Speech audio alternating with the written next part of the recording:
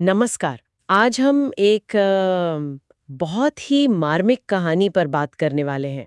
ये एक video script से ली गई है जो हमें मुंशी प्रेमचंद की मशहूर कहानी कफन की दुनिया में ले जाती है। जी, कफन। एक ऐसी कहानी जो सीधे दिल पर लगती है। हाँ, बिल्कुल। ये कहानी है घीसू और उसके बेटे माधव की। गांव के आप कह सकते हैं बिल्कुल हाशिए पर रहते हैं वो। गरीबी, बेबसी, उनकी जिंदगी का यही सच है। और इसी पृष्ठभूमि में कहानी का मुख्य घटनाक्रम खुलता है। हाँ, माधव की पत्नी है बुधिया।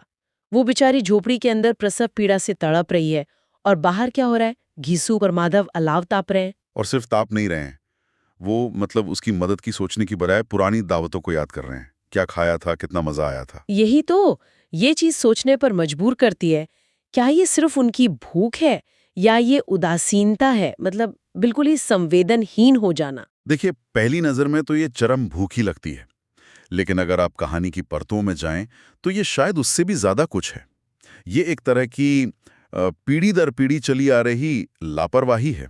जिम्मेदारी से भागना है। हम्म। भूख तो है ही, शारीरिक भूख, लेकिन शायद एक नैतिक और भावनात्मक भूख भी है, या कहिए शून्यता है।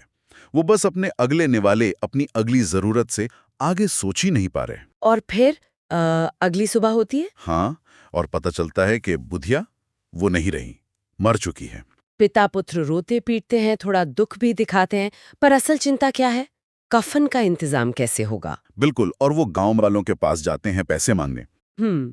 लोग देते भी है, कोई तरस खाकर, कोई शायद बस रस्म निभाने के लिए, है ना? हाँ, करीब 20 रुपए जमा हो जाते हैं, जो उस जमाने के हिसाब से ठीक ठाक रकम थी। यहाँ समाज का भी एक पहलू दिखता है। मदद तो करते हैं, पर शायद वो घीसू और माधव की असलियत भी जानते हैं। हाँ, शायद। पर क्या ये मदद काफी थी या कहिए सही जगह इस्तेमाल हुई? वही तो असल सवाल है, क्योंकि जैसे ही वो 20 रुपए हाथ में आते हैं, कफन की बात पीछे छूट जाती है। एकदम उनका सारा ध्यान फिर से अपनी भूख, अपनी इच्छाओं पर चला जाता है।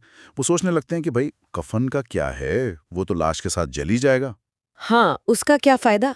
उससे अच्छा तो पेट की आग बुझाई जाए। और यही कहानी का वो मोड़ आता है जो सबसे ज्यादा विचलित करता है। नैतिक रूप से बहुत जटिल है ये। वो कफन खरीदने के बजाय सीधा शराब खाने पहुंच जाते हैं। जी, पेट भर के खाना खाते हैं, शराब पीते हैं। अब इसे आप सिर्फ मजबूरी कहेंगे, या ये उनकी अपनी सोच, उनके अपने मूल्य हैं? ये मुश्किल सवाल है।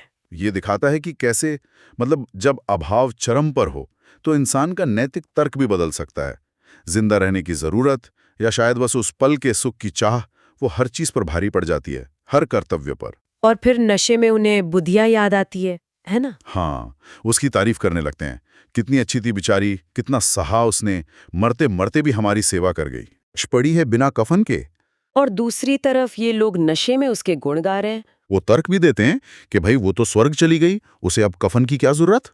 कहते हैं सच्चा कफन तो हमने उसे दिल से उड़ा दिया। हाँ, ये आत्मप्रवंचना है, अपनी करनी को सही ठहराने का एक एक बहाना। तो क्या हम ये माने कि ये बस उन दो लोगों की कहानी है, उनका नैतिक पतन, या ये कहानी समाज के बारे में भी कुछ कह रही है? मेरे ख्याल से ये सिर्फ घीसू और माधव की कहानी नहीं है। ये उस समाज, उस व्यवस्था पर भी एक बहुत तीखी टिप्पणी है, जो ऐसे हालात पैदा करती है जहां इंसान को इतनी गरीबी में जीना पड़ता है कि वो अपनी इंसानियत ही खोने लगता है। गांव वालों ने पैसे दिए, पर क्या वो काफी था? वही बात है, वो एक ऊपरी मदद थी। जो असल समस्या है वो तो वहीं की वहीं रही। कहानी का अंत तो मतलब हिलाकर रख देता है। रात का अंधेरा है, पिता पुत्र नशे में धुत हैं, गा रहे हैं, शायद बेहोश पड़े हैं। और अंदर झोपड़ी में बुधिया का शव है, बिना कफन के। और स्क्रिप्ट के आखिर में वो सवाल। हाँ, वो सवाल जो असल में पूरी कहानी का निचोड़ है। जब जमीर मर जाए तो कफन किसे उड़ाया जाए। ये सवाल सिर्फ घीसू और माधव पर नहीं उठता। नहीं, बिल्कुल नहीं। ये सवाल उस पूरे समाज पर है, उस व्यवस्था पर है। यह हमें सोचने को मजबूर करता है कि क्या गरीबी, क्या लाचारी इंसान को इतना बेबस, इतना संवेदनहीन बना सकती है। और समाज की जिम्मेदारी कहाँ तक है? सिर्फ पैसे दे देना? बिल्कुल, या उससे आगे बढ़कर उन परिस्थितियों को बदलने की भी है जो इंसान को इस हाल में पहुंचाती हैं।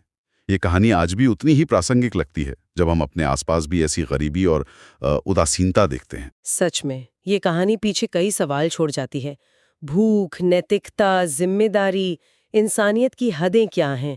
सोचने के लिए बहुत कुछ है। जी, और शायद सबसे बड़ा सवाल यही कि इन हालात को बदलने के लिए क्या किया जा सकता है, व्यक्तिगत तौर पर भी और सामूहिक तौर पर भी, ताकि किसी का ज़मीर भूख के बोझ तले यूं ही न मर जाए।